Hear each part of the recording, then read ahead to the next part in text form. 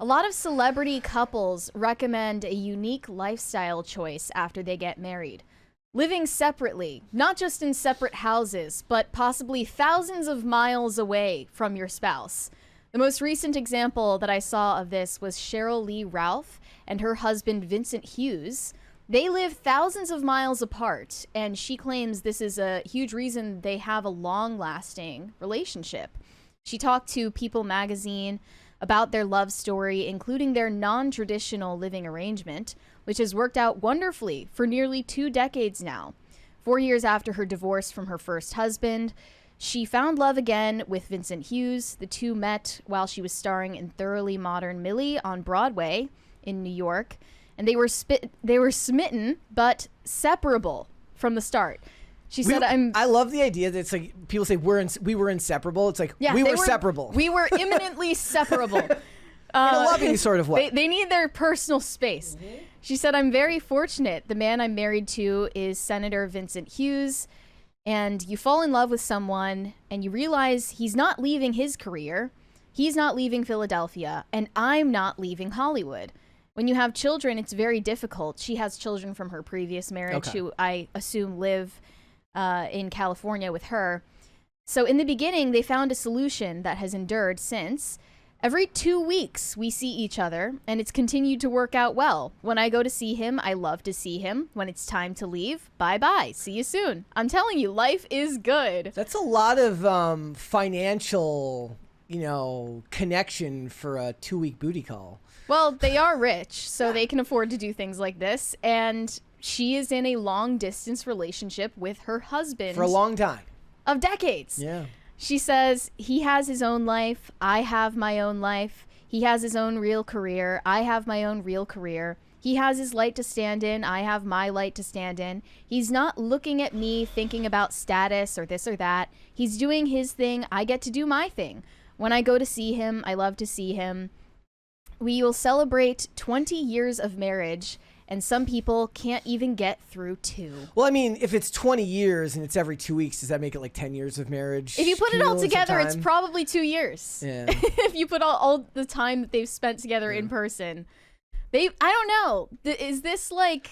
Look, I feel like this isn't marriage. But you took a bit of an open perspective to it before, because you said that, like you like living alone, and that it'd probably be harder for you than like when you do get married, that's something that you're going to have to I definitely see that being an aspect of marriage I would find hard to adapt to living alone for my adult life so far. I mean, but that doesn't mean I can just go with the most selfish solution, which is just to live apart from my spouse. That's insane. Yeah. I would never do that.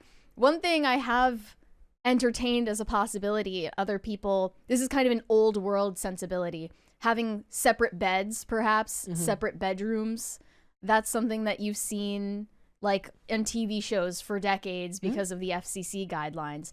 But I also recall my grandparents on one side had separate beds in the same bedroom.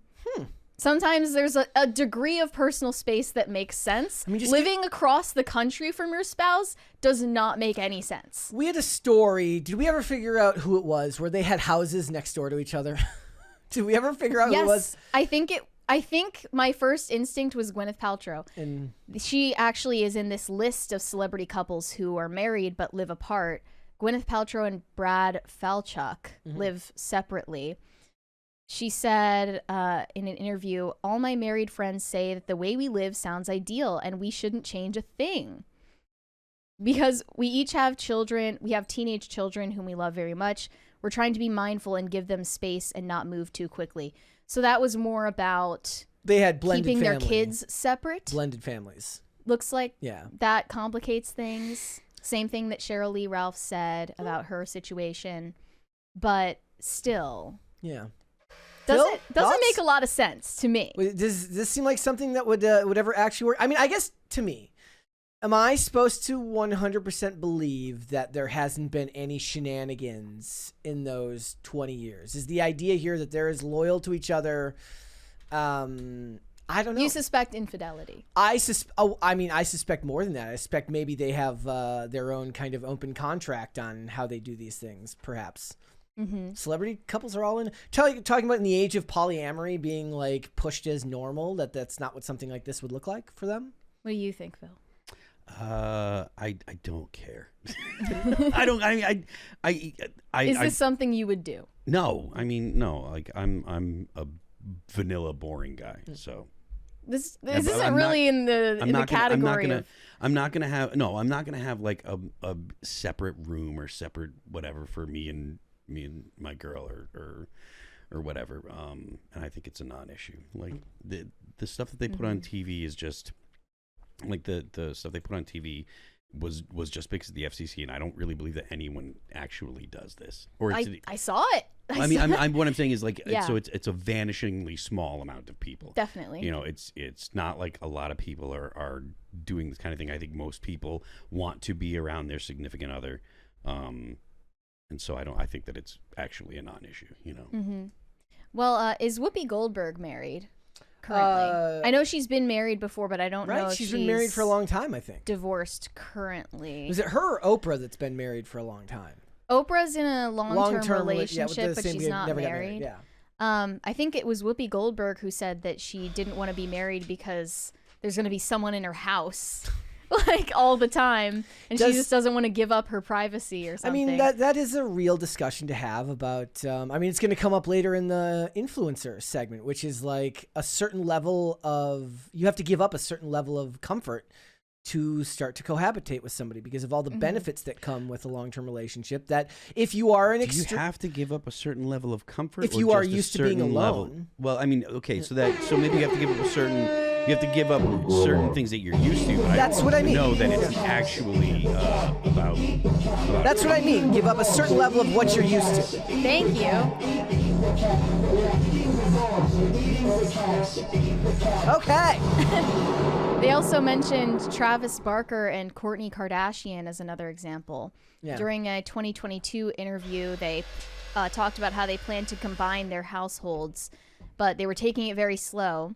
They said, "We're figuring out how to blend our households and our kids and what life looks like now.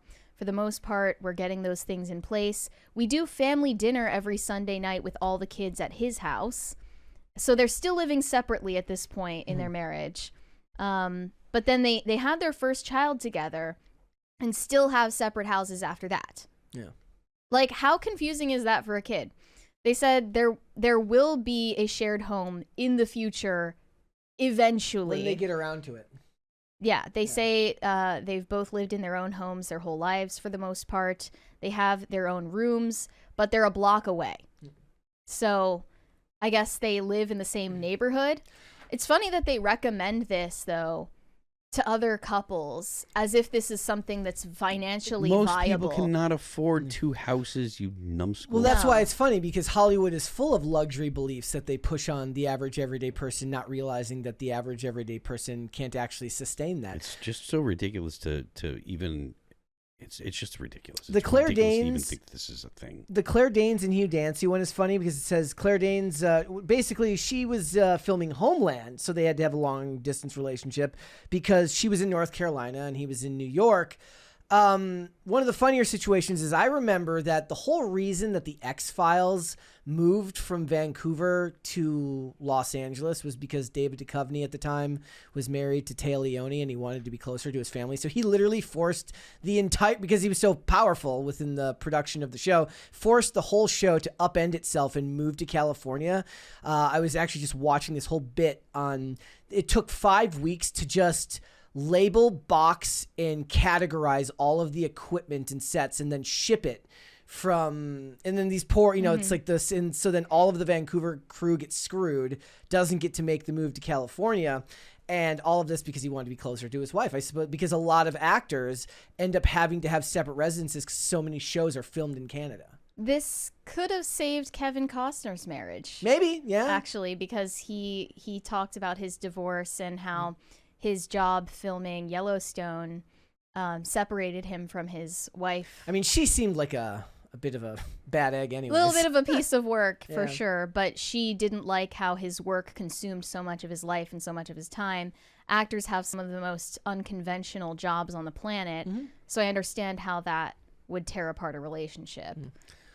This But- guy's a politician, though. The one that Cheryl Lee Ralph is married to. Right. Yeah. For the most Can't part, trust him anyways. For the most part, I think this is just a selfish decision, though, Yes. because your marriage should require sacrifice on both sides, and none of them are willing to do that. If you They want to can't- live for themselves. If you can't get through the base level of sacrifice of your own, like the ability to admit that you can't be alone all the time, that you can't be where you want to be every time without having to think about somebody else, it seems like a long marriage if you can't even get past that. That will come up later when we're talking about a crazy dating influencer.